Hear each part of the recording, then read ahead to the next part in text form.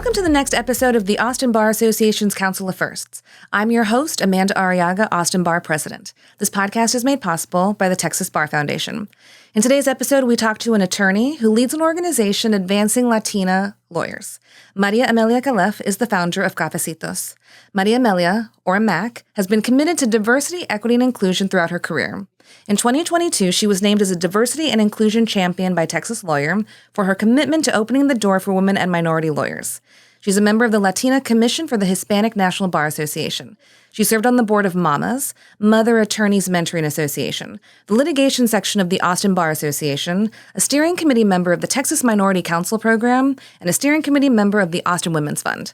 Since I've met Mac, I've been so impressed by all of the mentoring opportunities she provides and that she truly does open the door for female and minority lawyers. I'm thrilled to have with me today, Maria Amelia Calef. Thank you for being with us. I also want to start out by saying, I heard you say recently, you go by Maria Amelia or Mac, but never Maria. And that sticks with me. I totally get it. My mom is a Maria Elvia who goes by Elvia. And I am an Amanda or Amanda, but never a Mandy. So I want the audience to know when I'm being informal and calling you Mac, that's why. Yes, I grew up in Puerto Rico in a family where everybody is a Maria something or a something Maria. Mm-hmm. And so we all went by both names or by nicknames. And when I was growing up, I was always Maria Amelia. And then when I moved to the States, Maria Amelia was too much of a mouthful. And somebody had the brilliant, or noted, I remember, they were picking something up from the printer, and the printer, when I was working at PricewaterhouseCoopers, would have your initials first, and so that people would pick up things from the printer and would call out Mac. And then they started calling me that, and it stuck. That's great. Yeah. So Mac, why did you want to be a lawyer?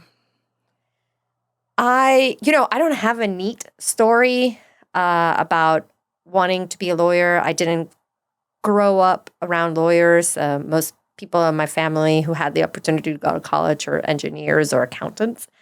But I always felt a call to service and being able to help others. And so when I was in college and I was at the School of Foreign Service at Georgetown, I really thought I was going to go into the Foreign Service and just be a diplomat. But as the time grew closer to take the exam and I've started talking to people about what that lifestyle was really like, it became less attractive to me. And candidly, I was also really terrified about the idea of doing the Foreign Service exam. So at that point, I had worked at a couple of law firms, just doing jobs as a college student. I was a receptionist at a tiny little law firm in downtown DC. And I thought, well, maybe I'll try law school. And I knew I wasn't going to go straight to law school, so I decided to take a paralegal job in New York City because I really, really, really wanted to work in New York. And I went to work in very white shoe law firm called Sullivan and Cromwell. And I worked there for about a year.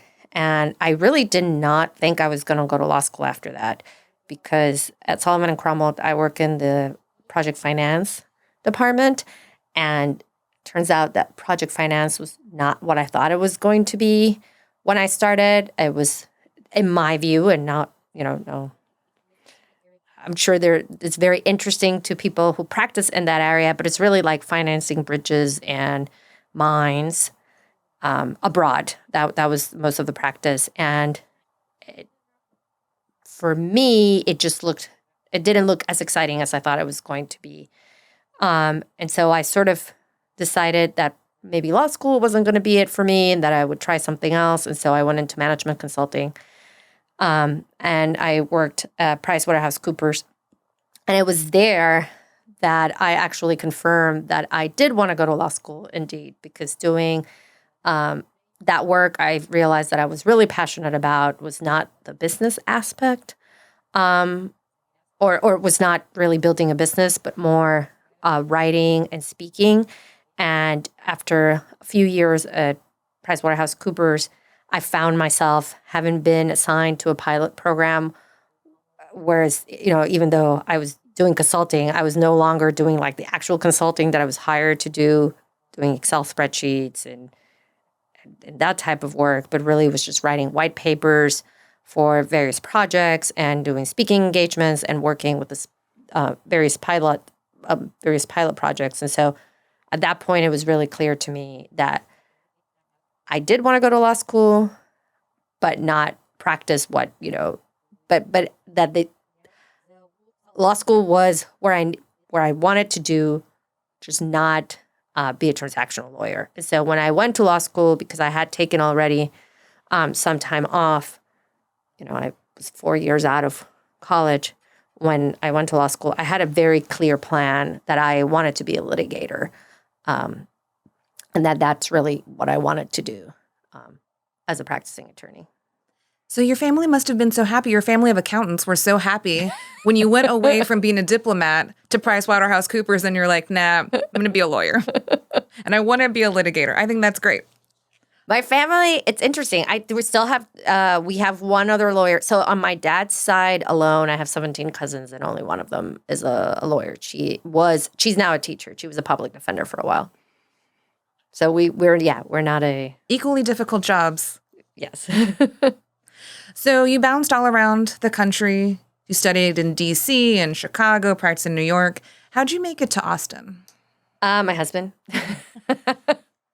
We had, in 2012, we already had 2 kids. We were living in Manhattan. We had a baby and a toddler.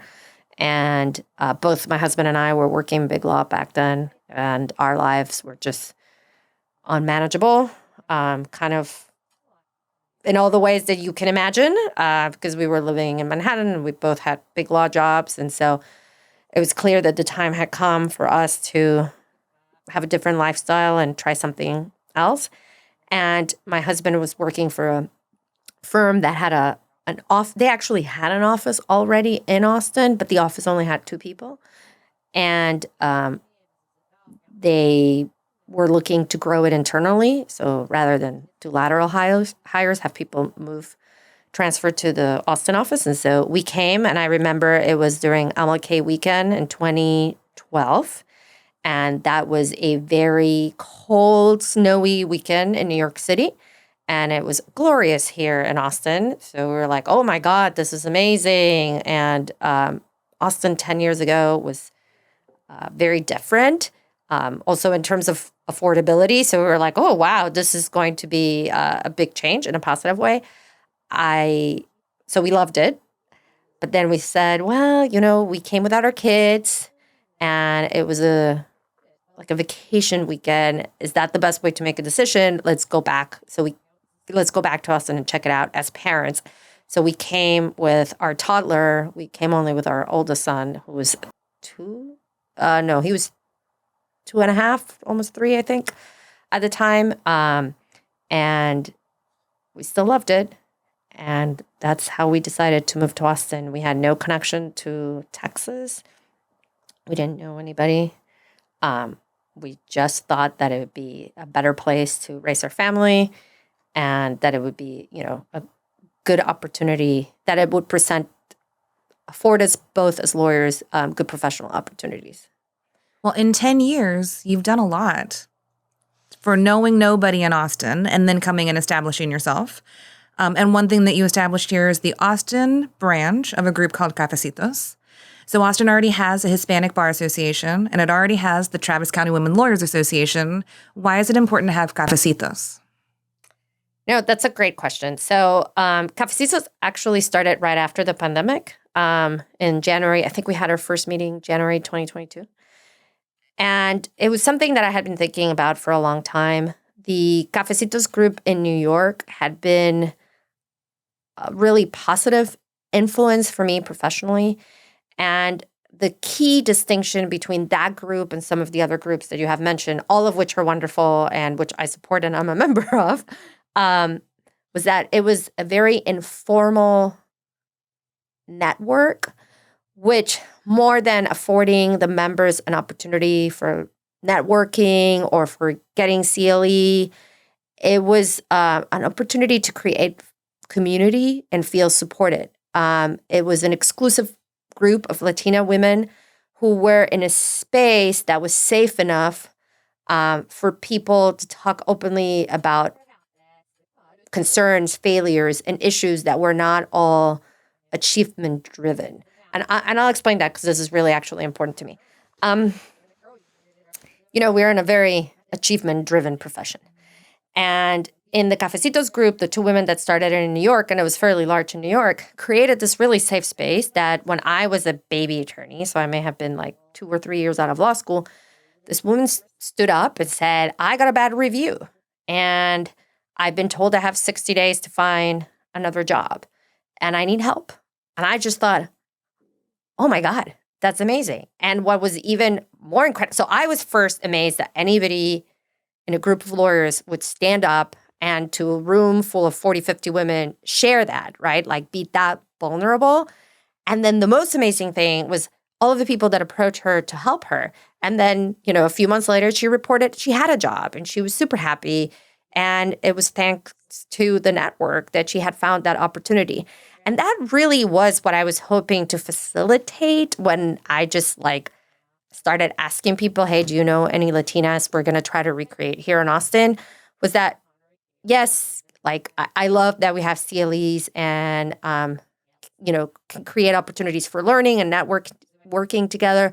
But I really just wanted to be a group where people feel safe and can lift each other up and open doors for each other. And so if anybody ever has the need to stand up and say, hey, I need help, either because I need a different job or because I need, support, working through a difficult issue with a client or a colleague, people can have those conversations. And so the group is unique in that it's intimate, it's intergenerational, and it's super informal. Well, and you have very impressive people that have joined this group. Austin is lucky we now have a bunch of Latina judges, Gisela Triana, the first Latina justice on the Third Court of Appeals, Betty Bailly Torres. One thing I joked about with your Cafecitos group is of the people I'm interviewing, I have a lot of your members. Oh, really? Yes. Oh, that's wonderful. I have a lot of your members because as we're looking at diversity, Latina lawyers and judges does make sense as a group to feature.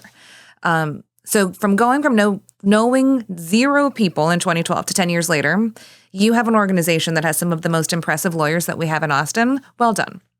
Well done to you. You're sort of the example of if there's a will, there's a way. I'll say there's a woman that I met through the Hispanic National Bar Association. She's in Miami, Nitza.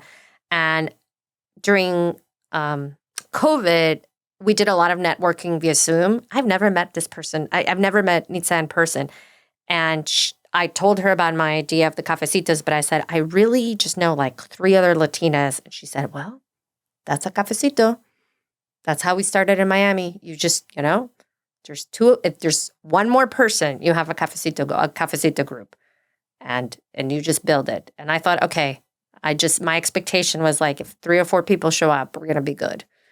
Yeah, and I can attest to how welcoming the group is. I was at an event. I was having a bad day, didn't want to go to the event. Went because I was supposed to. And I ran into Jana Ortega, who is so lovely. Mm-hmm. And she looked at me and she was like, hey, are you in Cafecitos? You need to be in Cafecitos. And I was immediately adopted into this group. And I don't know that you get this. I am from South Texas. I'm from the Valley. But for some people, I'm not Hispanic enough. Mm-hmm. For some people, too Hispanic.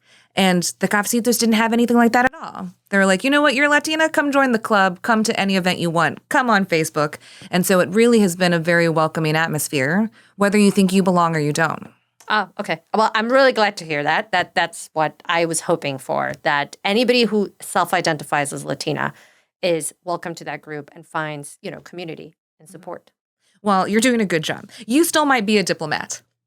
You still might be a diplomat. We just might get you there in a different way. Just not in the Foreign Service. Just not a member of the Foreign Service. I understand. So earlier this year, the Travis County Women Lawyers Association put on the first ever WELL Summit, Women Empowering Leadership in the Law, in partnership with groups like Cafecitos, Mamas, Legal Lady Lawyers, and Sisters-in-Law. So I went to this event. I was so impressed by all of these groups working together. There was no element of competition. It was all about each of the groups lifting each other up. So tell us about that event and how it happened. So all of the credit goes to Shireen Thomas, who really had the vision for this event. I met, I've known Shireen for a long time, but we happened to be sitting together during Cafecitos and Sisters-in-Law had an event together, and Shireen and I were sitting next to each other, and Shireen said, well, I have this idea. I want to do a conference for women. I want it to be free. I wanted to have some CLE, but I also want to have workshops and really help, kind of highlight all of the organizations that are supporting women, but also really just make it uplifting and empowering so the women of our community walk out feeling, energized to continue to give to this community and to know that there's a lot of people that are cheering them on. And her vision slowly but surely came together. I mean, she reached out to all the various groups. She had a million agendas and calls and kept everybody on track. And we were all responsible for different aspects of the day. And it was, again, talk about another thing that far exceeded my expectations. It was just wonderful. And I feel like you were there. The energy of that day was just really powerful. And it was a long day, and yet everybody was so engaged. That was really, so often you go to a lot of the CLE things and people are kind of paying attention.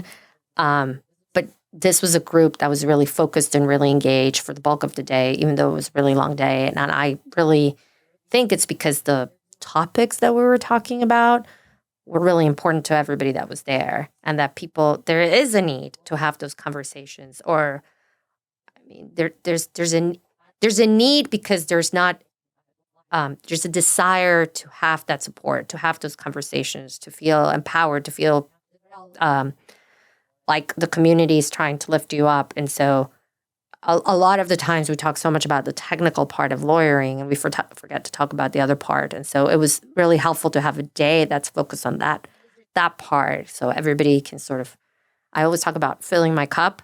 It was one of those days that my cup, even though anybody who was there saw that for a few hours I was outside of my computer trying to finish a settlement agreement. The energy of the day really kind of made me feel rejuvenated and excited to be part of this community. It also had programming that I really have never seen for lawyers before. There were things about finances. We don't talk about money. And we had a great presenter about finances, and even in terms of if you get divorced, what do you do with your money? I don't think that's something that we are trained to talk about. Maybe you would talk about it with your friends. But I wrote down everything about what are the places to find the best high yield savings accounts, because nobody talks about that. I'm not an accountant. I wouldn't go to a seminar about that. And so to sort of interject that, and then to have one of the breakouts was talking about how do you ask for a raise? How do you ask to be partner? We don't talk about that. Yeah, we don't talk about that stuff enough. And, and I think, now that you're talking about sort of how we came up with the topics, I think a lot of the women that were involved in the steering committee were noting, as you said, that there's a need to have those conversations, because for so long we've all been, this is how I did it. I suspect you did it very similarly. I'm going to put my head down. I'm going to do really great work, and I'm going to hope that somebody notices that I'm doing great work, and then success. But you don't, those building blocks about the finances, about how to have difficult conversations, or just conversations to advocate for yourself, to make sure that you're asking for the money that you deserve, that you're making, the staff that you need, the titles that are adequate and really represent the value that you're bringing. Those are conversations that women, particularly women of color, have a really, really hard time having. We as Latinas have, this kind of internalized script. It doesn't matter, I don't think, whether you grew up in the Valley or in San Juan, Puerto Rico. Culturally, it's sort of always be humble, be humble, be humble. And so it's sort of unlearning that you can be humble and a good person and still have those conversations and be able to advocate for yourself. And that, taking care of your finances or asking for more money or asking for a bonus and some sort of monetary recognition doesn't make you less humble or a bad person or entitled or arrogant or anything like that. It's just, you're just asking for what it's fair. And I think that's true for a lot of women. I think it's particularly true for women of color. Yeah, I think those discussions were great. In my breakout, there were some brand new baby lawyers who were asking about, how do you ask for the right amount when you're first hired?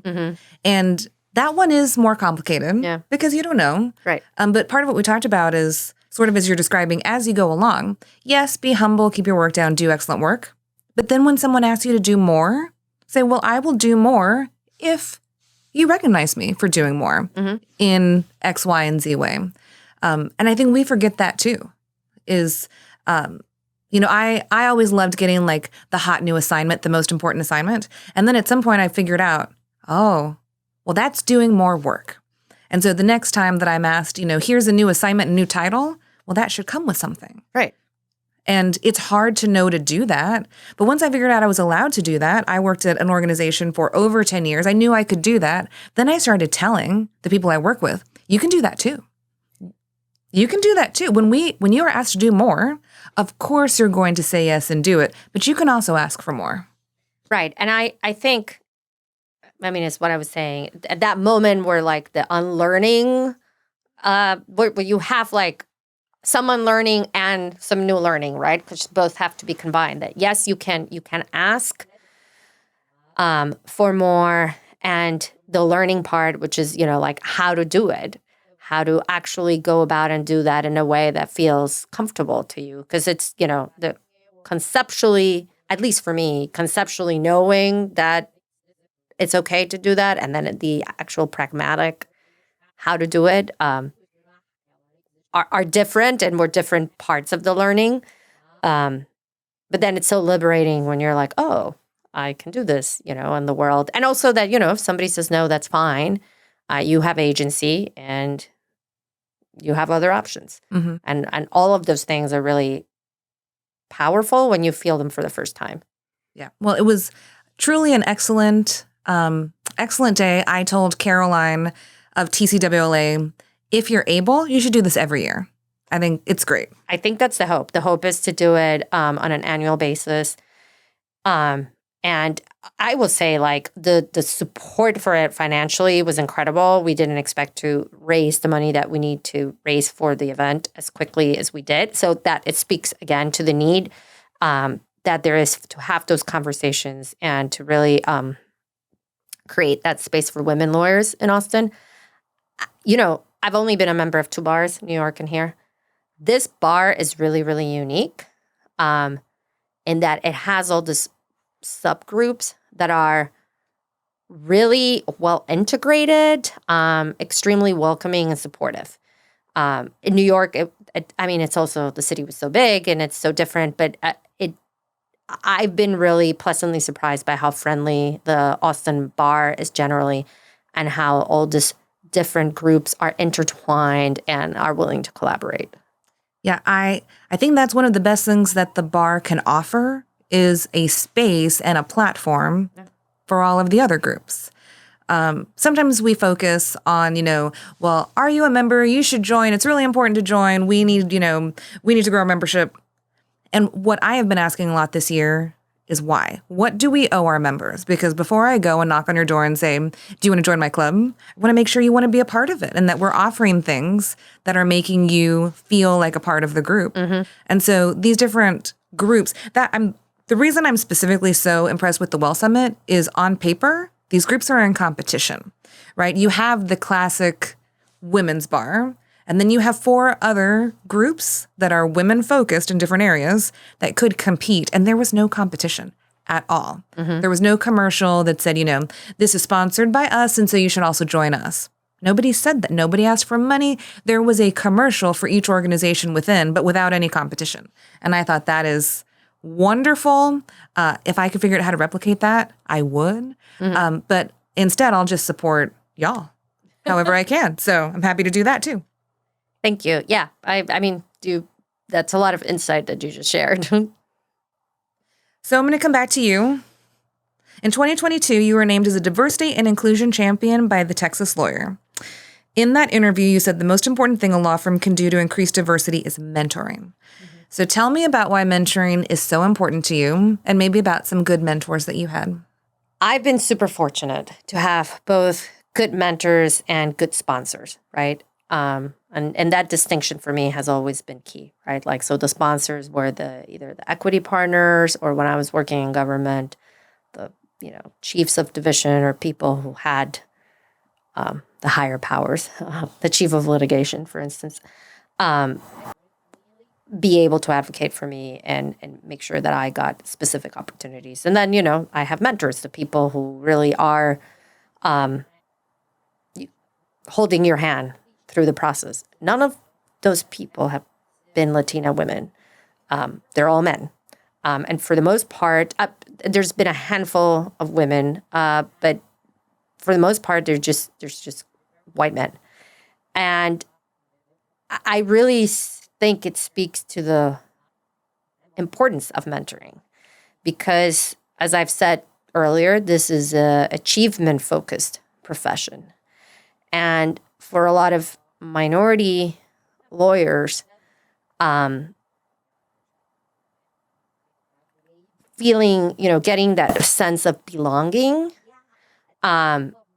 it's a tall order. So when you come into the spaces that have traditionally, and I was working at some very white shoe law firms in New York when I started as a baby lawyer, and you're in the spaces that are not necessarily what you've experienced, and spaces that are, I don't want to say that they're hostile or unwelcoming, but that I felt unwelcome, even though that might have just been my perception, if that makes sense. It really takes a mentor to invite you into that space, to make you feel comfortable, to help you navigate some of the process of feeling like you're part of that place, of that space, and that you belong. And that was true when I was in big law. That was true when I moved to Texas and I was a total carpetbagger and, working at the AG's office. And so I do think that support that is helping the mentee feel like they belong and they can do it, and that support that ensures that that person is getting good opportunities, is getting exposure, it's getting good work, are really critical to diversify the profession. When you don't get that support, and the two prongs, right, matter, both the type of assignments and the work, the exciting stuff, as you said, and the making sure that you feel comfortable enough to speak out, have your voice heard, participate, engage. That's how you succeed. If you don't get to that place, if you don't have either of those things, then you kind of retreat and are just looking at all these people being like, achievement, achievement, achievement. I can achieve, therefore I must not be a part, not be a good lawyer, not be well suited for this particular office, not be well suited for this practice. And that doesn't mean that like everybody should do the same type of law, or that you should never like be reflective and reinvent yourself or change a practice area or anything like that.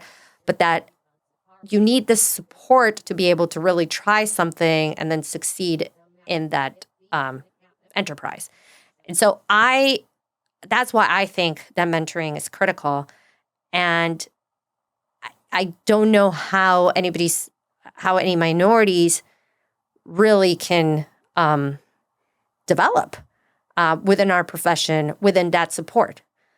Because the spaces, for better or worse, even in 2023, are still not always open and welcoming and accessible to diverse attorneys or women, for that matter.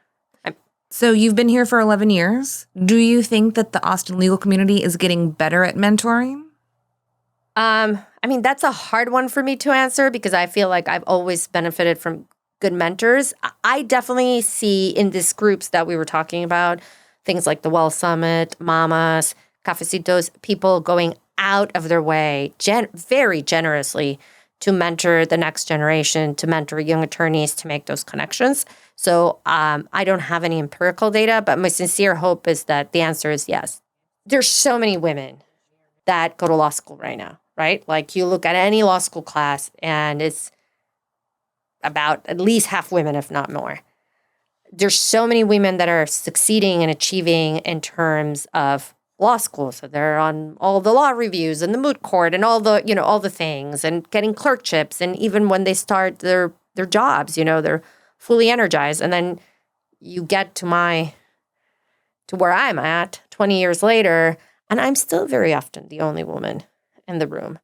And so you really do have to wonder why it is that we're still losing a lot of people along the way. Why is it that women don't stay the course in this profession?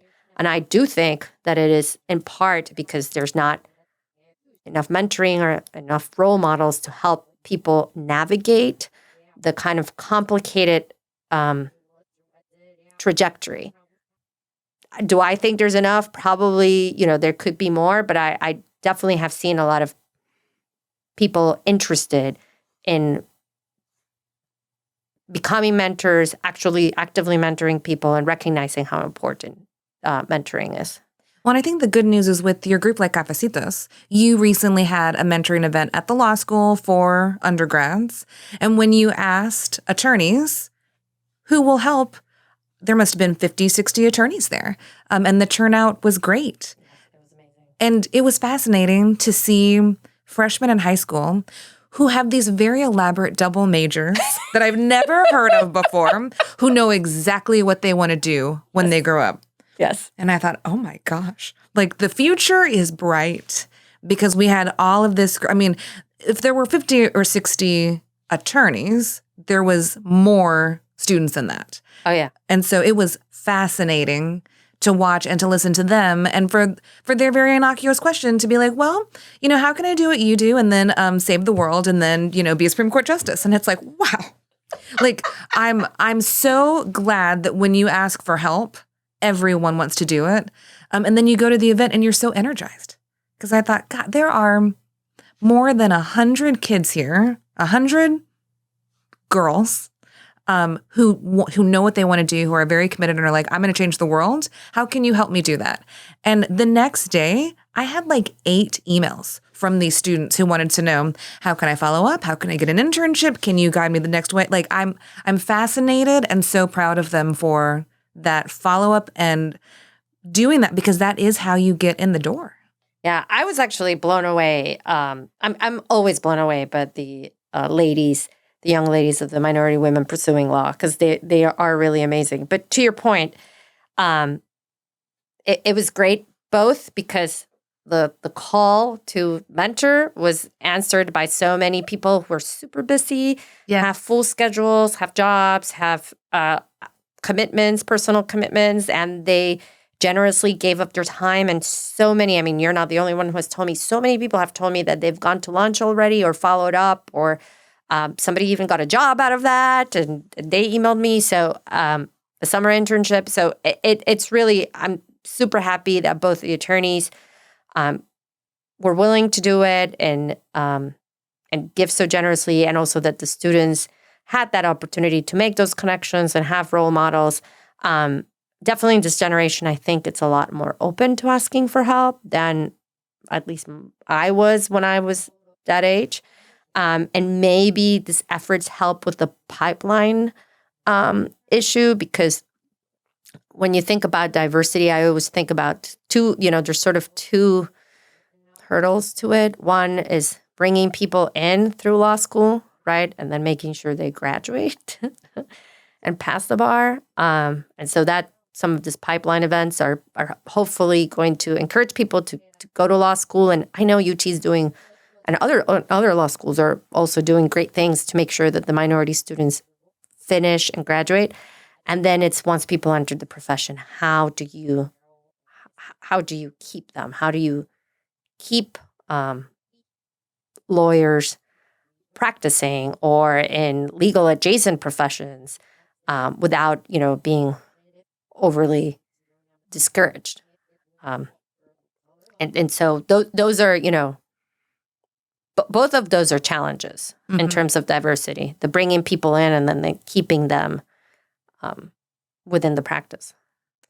So I have a question for you that would be complicated for somebody else, but you are a diversity and inclusion champion. Oh, I don't know. So it's the summer of 2023. Do you think that Austin is on the right path to being more diverse in the profession? Anecdotally, from what I've seen, I would say absolutely we're making great strides. I don't know it's because I've had the good fortune of participating in all of these events and with all of these different organizations, but I've definitely, it's important to, again, create community, find your people, and then be able to support each other. And I've definitely seen an uptick in some of those efforts, like the sisters-in-law also are doing great things. I feel like people are eager to make those connections and support each other. And I will, be remiss not to mention all of the allies who are, including some of my own partners who are white men, who are really showing up and ready to do the work, ready to do the mentoring, ready to commit dollars, and really ready to, support in any way that they can. And that's very, very important and very encouraging. Great. What advice would you give to attorneys in the legal community who want to be involved but don't know how? I don't know. Maybe this is my personality. My mom always used to say that every little grain counts, right? And really that is the advice. You don't have to join a committee. You don't have to lead anything. You just have to show up. And if you're interested, and there's so many groups, right? And so if you're interested in either finding a mentor or mentoring somebody, if you're interested in promoting diversity in the profession and you don't know where to start, go to the Texas Minority Council conference in October in Houston. That's a great place to start, and you just show up. Go to the come to a Travis County Women's Lawyers meeting. Go to the Austin Bar happy hour event. You don't have to start big. You can start with just a little grain, and a little grain to become involved is just showing up, just participating, and don't get discouraged. Sometimes, and this happened to me a lot. You go to something and you're like, oh, these are not my people. That's fine. Try something else. If you want to be involved, if you want to make a contribution, if you want to really feel connected to the Austin legal community, then keep showing up until you find your people. And then once you find your people, it all becomes really easy. Well, and you are proof. You can find your people, and then you can make a group so that more people can find each other. So what you are doing is wonderful. Oh, thank you. And my last question for you is, what's next for you? Well, we just started our own law firm, Botkin Cherel Calef. We will continue to practice commercial litigation. So I'm very focused on that exciting project, just making sure that we are servicing our clients and continue to do some of the pro bono work that we're really committed to, including our First Amendment book ban case. And I will plan to continue to work on Cafecitos. I'm teaching a class at UT next semester as an adjunct on trade secrets. So that's part of my new project. And just continuing to get involved and participate to the extent that I can to support Latinas. There's a lot of really cool initiatives that are happening. The Hispanic National Bar Association has a group of women that started the Latina Commission. And they really are very committed to the pipeline, building a pipeline. And so I'm not a part of this particular effort. I'm doing something else, but I'm really admire that work. They're going to high schools and different Title I schools across the nation to really encourage Latinas to go to college and potentially go to law school. We are also, and I am working on this, doing various workshops nationwide for early lawyers, so lawyers that are 1 to 3 years out, helping them with some of the soft skills that you and I were talking about, how to handle difficult conversations at work, how to ask for work, for assignments, how to ask your boss for a raise, all of those things, really helping them build their skill set their soft skill set, so they can hopefully stay within the profession. I'm working with the committee on that. So that's part of what I'm looking forward to doing in terms of maintaining my commitment to helping Latinas in the profession. And my sincere hope, and I always say this, is that I facilitated the beginning of Cafecitos in Austin just because I had participated in one in New York, but that the group becomes really self-sustaining and becomes a group that exists long-term. And so my hope is that as we move forward, into our second year, that there are others that become more involved with the programming and with the organizing. So the group is not mine, and it doesn't depend on me. And this sense of community is here 10, 15 years from now for the new Latinas who we met last week or a few weeks ago at UT. So they have this as a resource when they start practicing law. Well, my hope is that you will have inspired our audience to join Cafecitos if they're Latinas, or any of these other initiatives if they're interested. And so we will put information in the podcast notes so that folks can find you if they have questions about mentorship, because I imagine that you could give anyone in any group some ideas about how to be a good mentor. Happy to. And I think that that's something we want to make sure that this doesn't go unnoticed. And so I hope that folks listening or watching will be inspired to help you on this journey. And if they want to donate to something too, that'd be great. Maybe they donate to the next Well Summit. That would be fantastic. And I will say for the Hispanic National Bar, this workshops that we are doing, we are always looking for supporters to help organize and fund these initiatives here. And we can do it just for Region 12, which is in Texas, you can either support at the high school level or at the young attorney level. Well, thank you so much for being here today. This has been great fun. I expect that many people will be inspired, and you're going to start to get a lot of phone calls and emails. So you'll have to keep me posted on how that happens and what I can do to help. Thank you. Thank you. Thank you so much, Amanda. I really appreciate the invitation and this opportunity. Well, until then, we will see you next time. Thank you.